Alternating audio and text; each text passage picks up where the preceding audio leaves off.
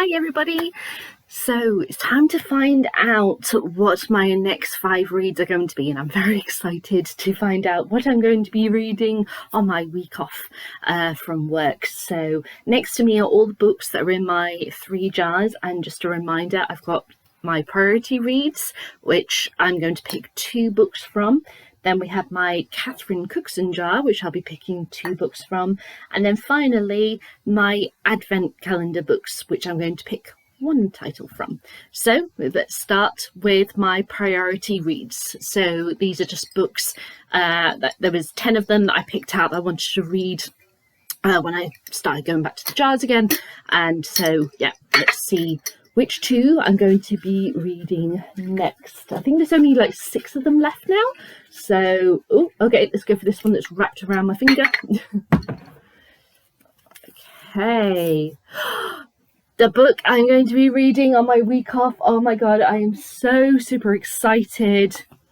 It's 5 Little Pigs by Agatha Christie. Oh my God. So this is a Poirot one, where this is like one of my absolutely favourite dramas in the ITV Poirot with David Suchet, and it's about a woman who her husband died, and she was basically found guilty for the crime and hanged, and their little girl was sent away to live with relatives. Jump 2 decades, that little girl has grown up, and she receives a letter saying your mother was innocent and she died for a crime she didn't commit. And so the daughter hands this letter to Poirot and goes, find out what happened to my family. So 5 Little Pigs is the first book I'm going to be reading. So excited. Okay, let's find out what the next one is. Let's go for this one. And the second one is Our House by Louise Candlish. So this is one where I watched the TV drama, which is what the cover is a promotion of. I wanted to get the non-promotion cover because I'm picky like that, but this is the one that arrived, so this is the one I've got. And basically, it's about a woman who she sort of has this, because of her situation in her marriage, she has this thing where part of the time her husband lives at the house with the kids and part of the time she does, but that gets explained through the story. And she's been away at the flat that they also coincide in, and she turns up to the house to find a couple moving in, and she's like, I'm sorry, who the hell are you? What are you doing? And they're like, we're moving into our house. We just bought it. And she's like, no, you're not. This is my house. I didn't sell the house. And she goes in and finds everything. All of her possessions, her husband and her kids are gone. And it's about finding out what happened.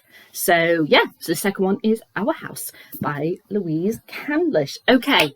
Now we're moving on to the Catherine Cookson jar. So, try and get this one closed first. There we go.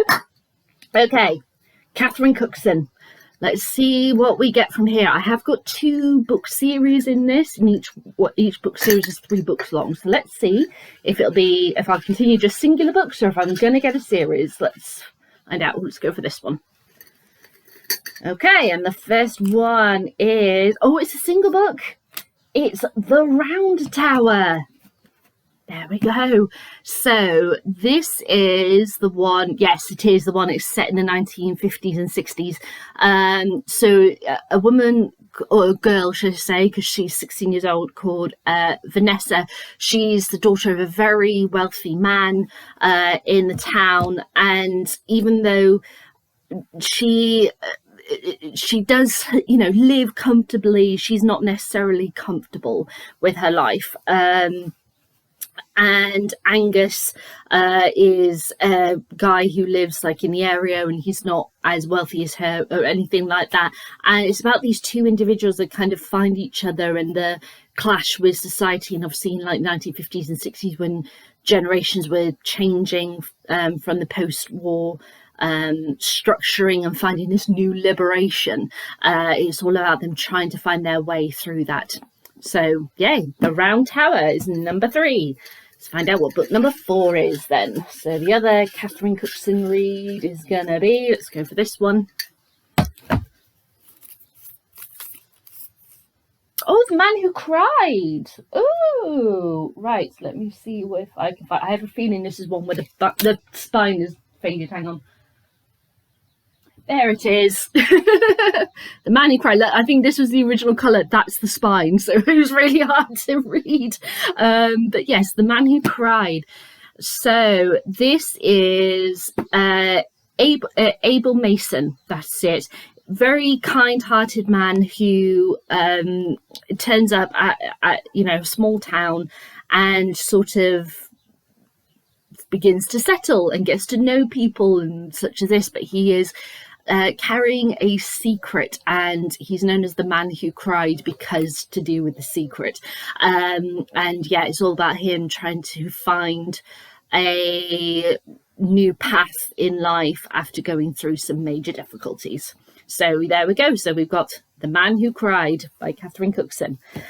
And then finally, we're going to pick one of my Advent reads. So, close this jar. And over to the last one.